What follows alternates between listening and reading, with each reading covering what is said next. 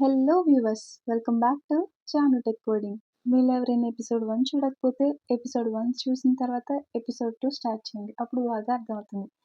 ఇక స్టార్ట్ చేద్దామా? What we need to learn C programming. అసలు సి ప్రోగ్రామింగ్ నేర్చుకోవాలి అంటే మనకి ఏమేమి అవసరం? First of all code editor కావాలి. Second one compiler. Third one console window. First code editor అంటే ఏంటో తెలుసుకుందాం. కోడ్ ఎడిటర్ని ప్రోగ్రామ్ ఎడిటర్ అని పిలవకూడదా? ఇన్స్ట్రక్షన్ ఎడిటర్ అని పిలవకూడదా? కోడ్ ఎడిటర్ని కోడ్ ఎడిటర్ అనే పిలవాలా?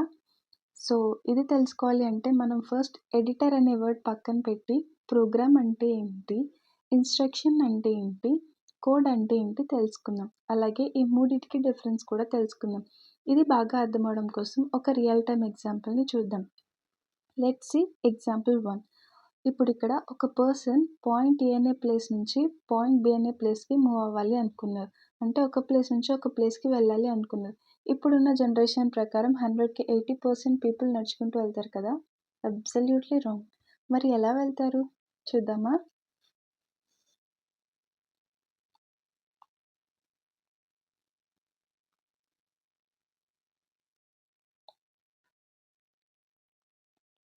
సర్వీస్ ఆటోలో వెళ్తారు కదా. మేబీ 100కి 30% పీపుల్ వెళ్ళొచ్చు. What about remaining 70%? Rapido, Uber, Ola etcetera different apps choose చేసుకుంటారు. సో ఇప్పుడు ఇక్కడ ఆ పర్సన్ అనేవాళ్ళు వాళ్ళ యొక్క మొబైల్ ఫోన్లో ర్యాపిడో అనే యాప్ క్లిక్ చేయగానే వాళ్ళకి ఒక న్యూ పేజ్ అనేది ఓపెన్ అవుతుంది.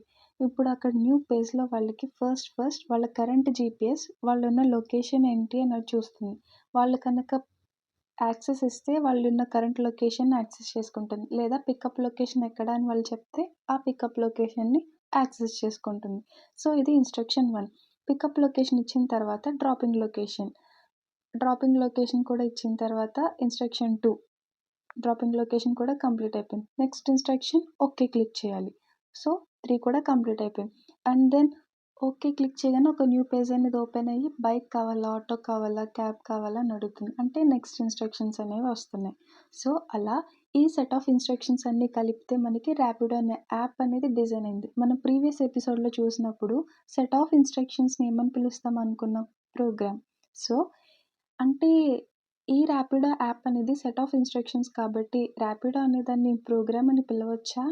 ఎస్, ఆబ్వియస్లీ ర్యాపిడో అనేది ప్రోగ్రామ్ అని పిలవచ్చు. మరి ఇన్స్టాగ్రామ్ కూడా ఒక ప్రోగ్రామేనా? ఎస్, ఇన్స్టాగ్రామ్ కూడా ఒక ప్రోగ్రామే. అంటే మొబైల్లో ఉండే అన్ని యాప్స్ కూడా ప్రోగ్రామ్సేనా? ఎస్, అన్ని యాప్స్ కూడా ప్రోగ్రామ్సే. ఫర్ ఎగ్జాంపుల్ మనం స్నాప్చాట్ తీసుకుంటే అందులో ఒక ఇమేజ్ అనేది క్యాప్చర్ చేసినప్పుడు ఫస్ట్ మనం ఫిల్టర్ యాడ్ చేసుకుంటాం, లేదా టెక్స్ట్ యాడ్ చేస్తాం, లేదా మ్యూజిక్ అనేది యాడ్ చేస్తాం. ఇలా డిఫరెంట్ ఎఫెక్ట్స్ అనేవి ఎట్ ఏ టైం అప్లై అవ్వవు. ఒకదాని వెనకాల ఒకటి అంటే స్టెప్ బై స్టెప్ ఇన్స్ట్రక్షన్ అనేది ఎగ్జిక్యూషన్ జరుగుతుంది కాబట్టి స్నాప్చాట్ అనేది కూడా ఒక ప్రోగ్రామే. సో దీన్ని బట్టి ఏం చెప్పొచ్చు? ప్రోగ్రామ్ అంటే ఒక ఫైనలైజ్డ్ అవుట్పుట్. అంటే సెట్ ఆఫ్ ఇన్స్ట్రక్షన్స్ అన్నీ ఎగ్జిక్యూట్ అవ్వగా మనకి ఒక అవుట్పుట్ వచ్చింది. లైక్ మనం ఫోటోకి ఫిల్టర్స్ అన్నీ యాడ్ చేసిన తర్వాత ఎఫెక్ట్స్ అన్నీ అప్లై అయిన తర్వాత ఒక బ్యూటిఫుల్ ఫోటో అనేది వస్తుంది కదా. సేమ్ అలానే ఇన్స్ట్రక్షన్స్ అన్నీ ఎగ్జిక్యూట్ అయిన తర్వాత ప్రోగ్రామ్ అనేది ఒక ఫైనలైజ్డ్ అవుట్పుట్ అనమాట. Like Rapido, Instagram, Snapchat etcetera. కానీ ఇక్కడ ఇంకొక పాయింట్ గుర్తుపెట్టుకోవాలి. అది ఏంటంటే అన్ని ప్రోగ్రామ్స్ కూడా అప్లికేషన్స్ కావు. ఎలా చెప్తున్నారు? ఇప్పుడు మన మొబైల్ ఫోన్ ఉంది అంటే దానికి హాట్స్పాట్ కనెక్ట్ చేసుకున్నప్పుడు ఫస్ట్ టైం పాస్వర్డ్ అడుగుతుంది. సెకండ్ టైం ఆటోమేటిక్గా కనెక్ట్ అయిపోతుంది. సో ఇక్కడ సెట్ ఆఫ్ ఇన్స్ట్రక్షన్స్ అనేది ఎగ్జిక్యూషన్ జరిగింది. అంటే ప్రోగ్రామ్ అనేది ఫైనలైజ్డ్ అవుట్పుట్ ఇస్తుంది. ఎలా? మనకి నెట్వర్క్ రావడం ద్వారా. బట్ ఈ మొబైల్ హాట్స్పాట్ కనెక్ట్ చేసుకునే విషయంలో మనకి ఎటువంటి యాప్ ఇన్వాల్వ్మెంట్ కూడా లేదు. సో ఇక్కడ మనం గుర్తుపెట్టుకోవాల్సిన 2 points. All applications are programs but all programs are not applications. So దీంతో ఇన్స్ట్రక్షన్కి ప్రోగ్రామ్కి డిఫరెన్స్ ఏంటో చూసాం. కోడ్ కోసం నెక్స్ట్ ఎపిసోడ్లో చూద్దాం.